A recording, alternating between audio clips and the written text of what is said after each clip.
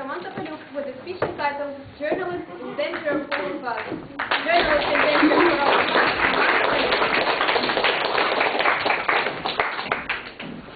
Dear friends, my speech is related to danger. I'm a bit scared. You see what's happening? People here come here single and go away married. Because the beautiful faces in the room, I see that there is a lot of danger here. Journalists and danger often go together, but you never know how something really dangerous is before you try. I tried. I have been working as a journalist for 7 years, and today I can share with you my views. What do journalists do? Breaking news, of course. The problem is that you never know that the newspaper will be published today and tomorrow, and it doesn't really care if you have a news or not. So the two primary dangers of the journalist are your deadline and your editor, if you miss the deadline. Especially when he is shouting, "Where is the story, you son of a bee?" What else imposes danger? All the good people you are writing about. They hate even bad things about themselves and prefer to spend hundreds of dollars to invite journalists to parties with unlimited access to alcohol. One of my colleagues drank so much at such a party that we called an ambulance. And we, with my colleagues, carried him away to fresh air as a wounded soldier from the battlefield. Yes, another danger for journalism.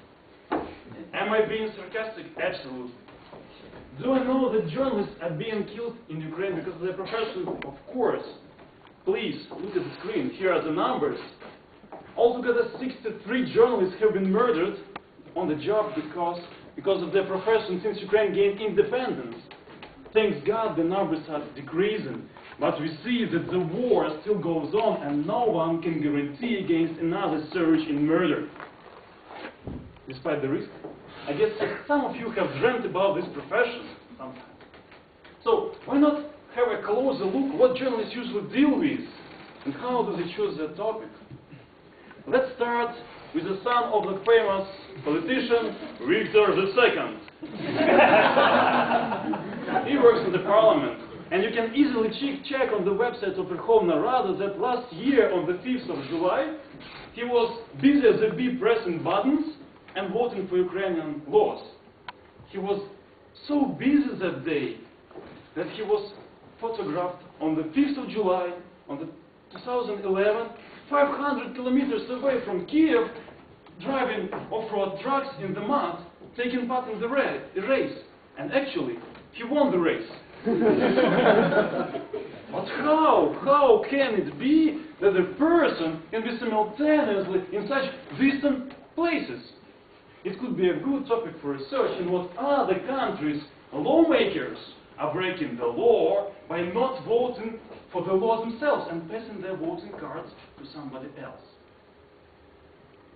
I think that you know all the basic details on our next story.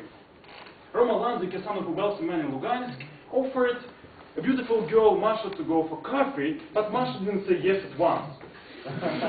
There was a quarrel, there was a fight, Roma won the fight, militia, press, public scandal, jail, and finally freedom for Roma for some cash settlement to Masha.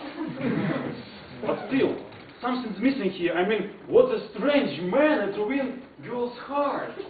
I thought that during 5,000 years, men have evolved enough to treat women in a more gentle way. I propose a hypothesis that Roma is a living representative of the cavemen who survived till our days. Those who are in first rows can see that the faces, they're like brothers. Okay, but nobody will kill journalists for writing about those poor Romas and Vitas of Ukraine. But what if stories are much more serious? One of the recent murders of journalists happened 2 years ago in Kharkiv. Vasily Klementev, editor-in-chief of a local newspaper, had been writing a lot about local tax administration chief and deputy state security in the Kharkiv Oblast.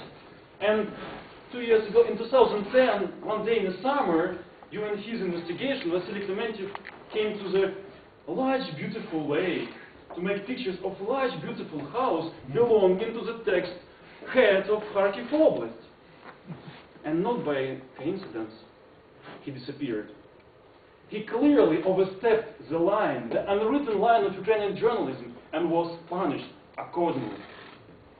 Yet, the repression don't stop others from dedicated work. 2 weeks ago, one Ukrainian TV network broadcast a report from Ukrainian prisons where prisoners live like animals, and journalists even managed to broadcast secret videos made by prisoners on their mobile phones.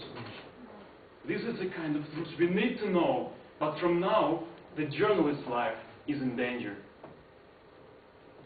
Occasionally, I hear opinion among Ukrainians, what's the big deal that journalists are being killed?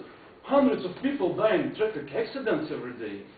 Coal miners die in coal mines, electricians get electrocuted, traffic police get hit by cars, sometimes even unintentionally.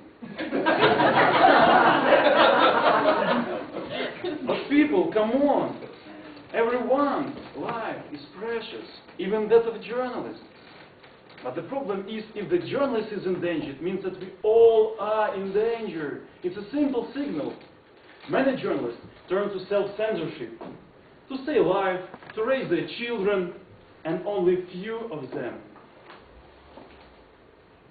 choose to cross the line so that we know the truth. So let's respect those who pay the high price, perhaps even the highest of all prices, to bring light to our society full of shadows. Thank you.